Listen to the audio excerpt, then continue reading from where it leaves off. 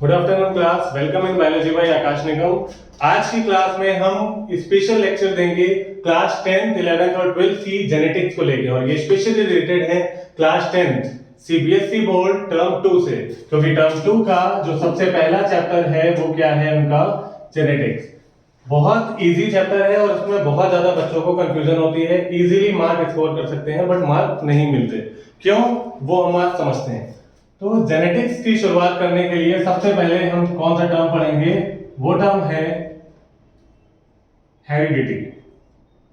तो क्या होती है हेरिडिटी? हेरिडिटी मतलब transfer of parental character from one two another generation, मतलब माता पिता के कैरेक्टर्स का उनकी प्रोजेनीज में, उनके बच्चों में ट्रांसफर होना ही क्या कहलाता है? हेरिडिटी कहलाता है। तो इसको कैसे लिखेंगे हम? Transfer of parental characters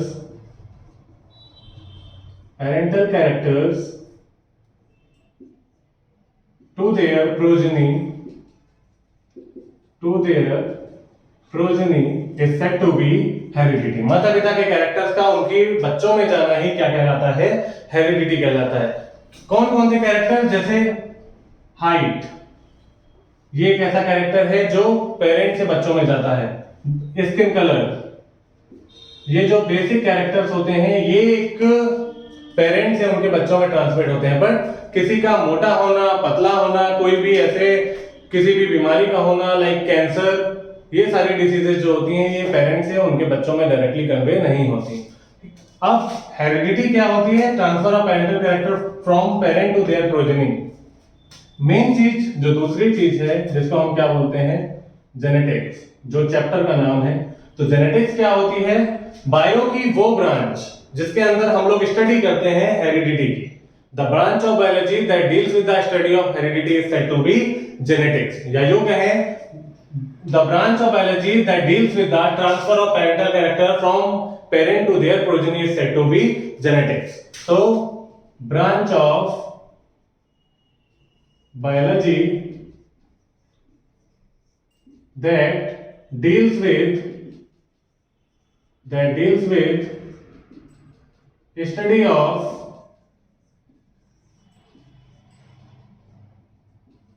heredity is said to be genetics।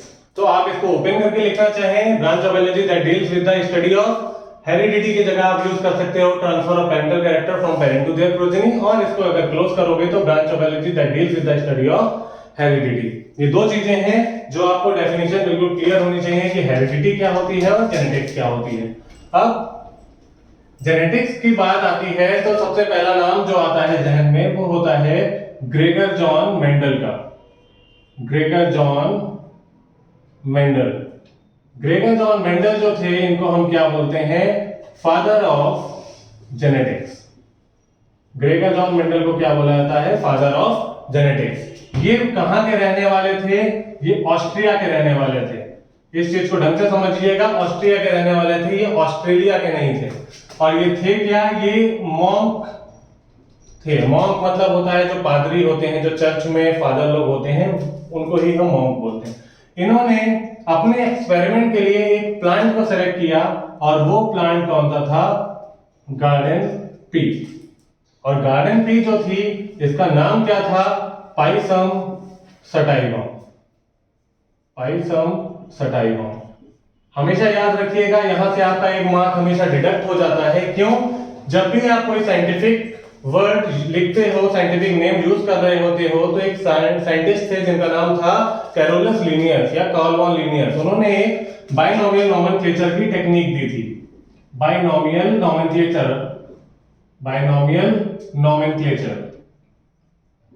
इसके अकॉर्डिंग ही हमको किसी भी ऑर्गेनिज्म का साइंटिफिक नेम लिखना होता है। क्या कहता है ये सिस्टम कि किसी भी ऑर्गेनिज्म का जो फर्स्ट नेम होगा उसे हम क्या बोलेंगे? जीनस, और जो सेकंड नेम होगा उसे क्या बोलेंगे? स्पीसीज। जीनस हमेशा स्टार्ट होगी from a capital letter and species हमेशा स्टार्ट होगी फ्रॉम अ स्मॉल लेटर, और दोनों को अलग अलग हमको क्या करना होगा? अंडरलाइन। क्यों करना होगा? क्योंकि हम उसको इटैलिक्स में नहीं लिख सकते।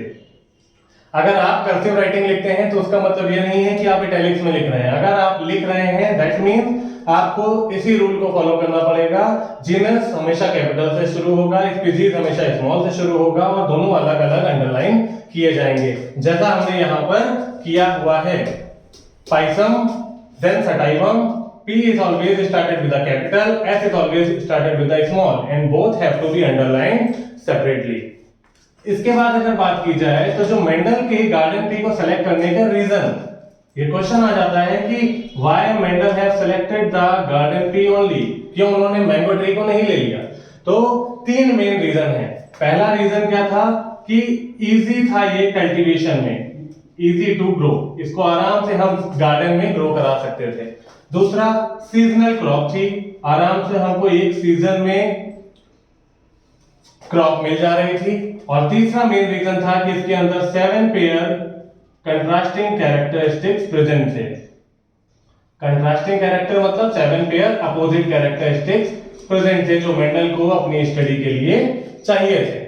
ओके, तो अगर वो मैंगो का प्लांट लेते तो उसके साथ दिक्कत क्या होती, इजी टू ग्रो वो भी होता बट सीजनल क्रॉप नहीं होती, क्योंकि उसके अंदर फ्लावरिंग करने में बहुत ज्यादा टाइम लगता। फ्लावरिंग होते होते 3-4 साल, 5 साल, 8 साल, 10 साल लग सकते थे। तो ये बहुत बड़ा लंबा एक्सपेरिमेंट हो जाता और मेंडल को इतना लंबा एक्सपेरिमेंट परफॉर्म नहीं करना था, उन्हें रिजल्ट जल्दी चाहिए थे। इस वजह से ये तीन मेन रीजन थे जो मेंडल ने सेलेक्ट किया है गार्डन ट्री को। अब हम लोग बात करेंगे कि कौन से वो 7 पेयर कंट्रास्टिंग कैरेक्टर थे जो मेंडल ने लिए। 7 पेयर कंट्रास्टिंग कैरेक्टर, हर एक कैरेक्टर, ये पढ़ने से पहले हम लोग कुछ बात कर लेते हैं। एक चीज है पर्टिकुलर कैरेक्टर, कैरेक्टर की एक फॉर्म है डोमिनेंट और कैरेक्टर की दूसरी फॉर्म है रिसेसिव। डोमिनेंट क्या होता है, रिसेसिव क्या होता है। डोमिनेंट वो कैरेक्टर है जो अपने आप को हर कंडीशन में एक्सप्रेस कर लेगा, वो होमोजाइगस फॉर्म में हो या हेटेरोजाइगस फॉर्म में हो। ये होमोजाइगस और हेटेरोजाइगस अभी हम आगे आपसे डिस्कस करेंगे। तो सबसे पहले बात होती है 7 पेयर कैरेक्टर की। यहां से एक क्वेश्चन आपको मिलना ही है, 100% एश्योरिटी मानिएगा। पहला क्वेश्चन, पहला कैरेक्टर कौन सा था, पहला कैरेक्टर था प्लांट की हाइट। प्लांट की हाइट की बात की जाए तो डोमिनेंट कैरेक्टर था टॉल और रिसेसिव कैरेक्टर था डॉर्फ। दूसरी बात की जाए तो फ्लावर का कलर, फ्लावर का कलर यहां पर था, डोमिनेंट कलर था पर्पल और रिसेसिव कलर कौन सा था, व्हाइट।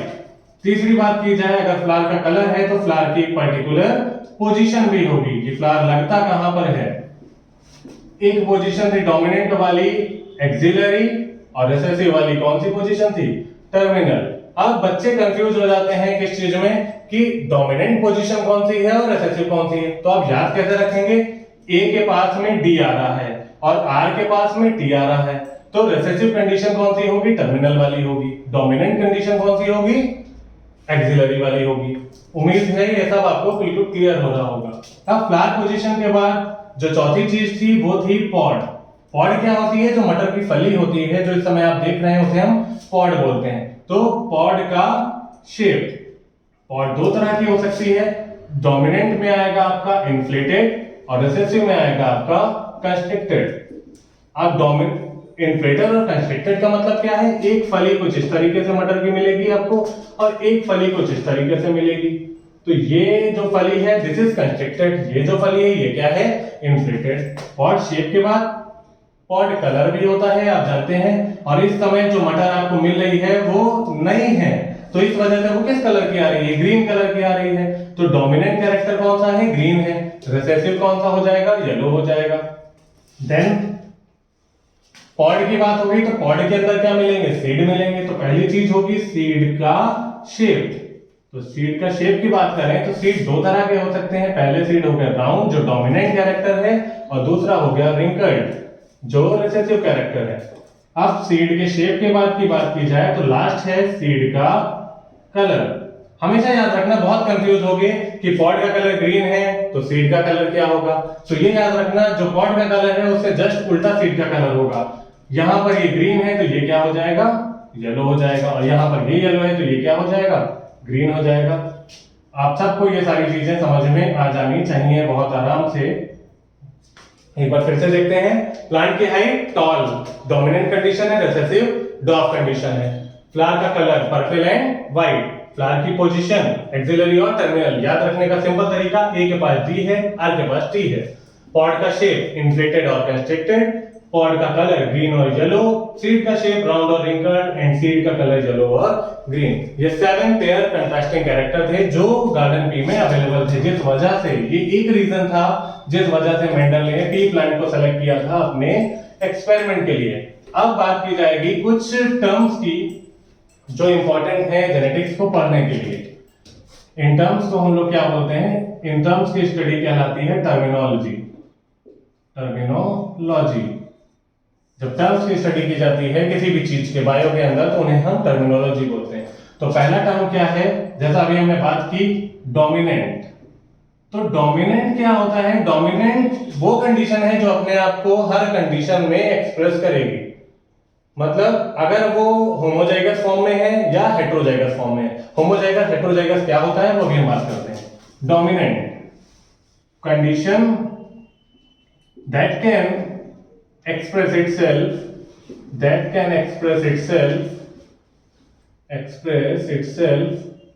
in homozygous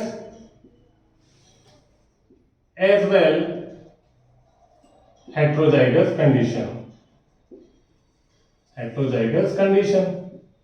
मतलब अगर डोमिनेंट अकेले है तब भी एक्सप्रेस करेगा, रिसेसिव के साथ है तब भी एक्सप्रेस करेगा, तो वो है डोमिनेंट। डोमिनेंट का उल्टा रिसेसिव। अब रिसेसिव क्या होता है? सिंपल याद हो जाएगा, एक ऐसी कंडीशन जो अपने आप को डोमिनेंट और रिसेसिव होमोजाइगस हेटेरोजाइगस दोनों में एक्सप्रेस कर रही थी वो थी डोमिनेंट। तो एक ऐसी कंडीशन जो अपने आप को केवल होमोजाइगस कंडीशन में ही एक्सप्रेस करेगी। क्यों? क्योंकि अगर वो हेटेरोजाइगस कंडीशन में होगी तो डोमिनेंट अपने आप को एक्सप्रेस कर लेगा। तो रिसेसिव क्या होता है? Condition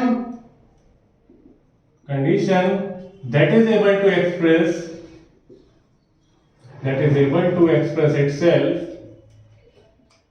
itself only in homozygous form। Okay, third, अब हम यहां तक पढ़ चुके हैं। थर्ड चीज आती है जीन। तो जीन के लिए सिंपल टर्म याद रखिएगा, इतनी ही डेफिनेशन आपको पूरे नंबर दिलवाएगी। Smallest unit of heredity. और हेरिडिटी आप समझ चुके हैं, पेरेंट का उनके बच्चों में कैरेक्टर्स का ट्रांसफर होना ही हेरिडिटी है। तो सबसे छोटी यूनिट जो पेरेंट से कैरेक्टर को लेकर के जाती है उसे क्या बोल देते हैं? हम हेरिडिटी बोल देते हैं। और सबसे छोटी यूनिट को जीन बोल देते हैं। अब लोग कंफ्यूज होते हैं कि क्रोमोसोम बड़ा कि डीएनए बड़ा या जीन बड़ा। कैसे याद रखें? याद रखिएगा, जब आप अल्फाबेटिकली आगे बढ़ते हो तो सबसे पहले सी आता है, फिर डी आता है और लास्ट में जी आता है। तो सबसे बड़ा क्रोमोसोम है, उससे छोटा डीएनए है और सबसे छोटा कौन है? जीन है। तो आप कभी भी ये चीज भूलेंगे नहीं, कौन बड़ा या कौन छोटा, अगर क्रोनोलॉजिकल ऑर्डर में अरेंज करने को मिलता है। इसके बाद चौथी चीज जिसे क्या बोल रहे हैं? जीनोम बोल रहे हैं। तो जीनोम क्या है? Haploid set of chromosome. Haploid set of chromosome को क्या बोलते हैं? हम जीनोम बोलते हैं। अब हैप्लॉइड सेट क्या होता है? हैप्लॉइड सेट का मतलब क्या?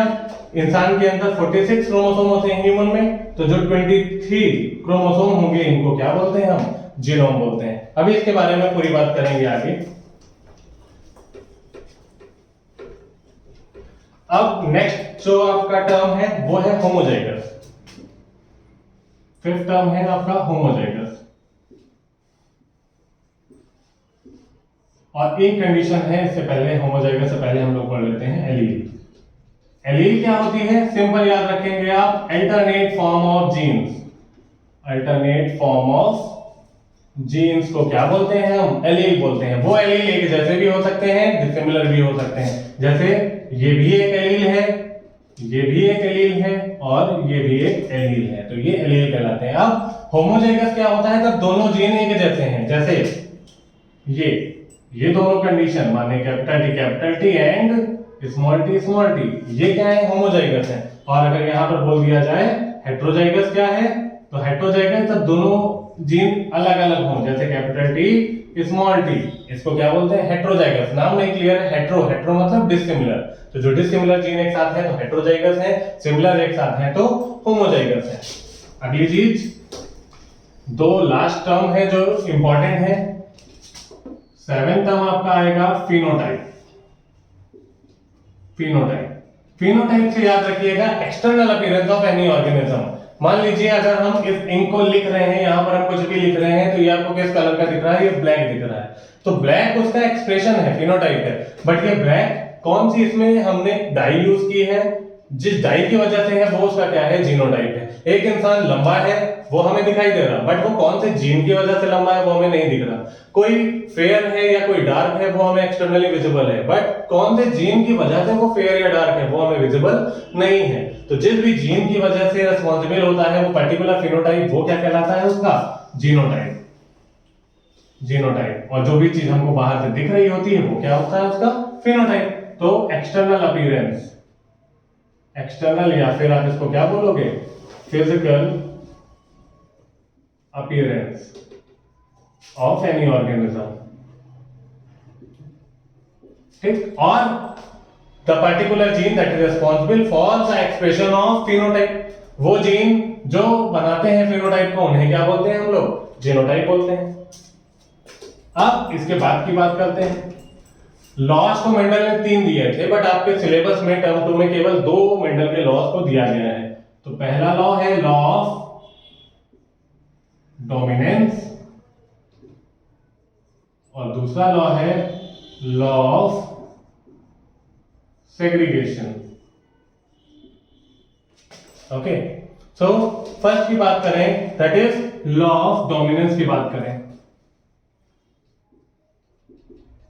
क्या किया मेंडल ने इसमें? कुछ नहीं किया, बहुत इजी सा चीज थी। उन्होंने एक पेरेंट प्लांट लिया जो टॉल था और दूसरा पेरेंट प्लांट लिया जो क्या था? डॉर्फ था। टॉल को रिप्रेजेंट करने के लिए हमने क्या लिया? Capital T capital T. Dwarf को रिप्रेजेंट किया हमने स्मॉल टी से। फर्दर इसके बाद इनके क्या बने? गैमीट बने। Gamete, so capital T and here ये क्या आ गया? Small T. जब ये इससे क्रॉस किया तो बना कैपिटल टी स्मॉल टी, ये इससे किया तो ये भी क्या बना? Capital T small T and again capital T small T. ये जो जनरेशन बनी इसे हमने F1 that is first filial generation बोला।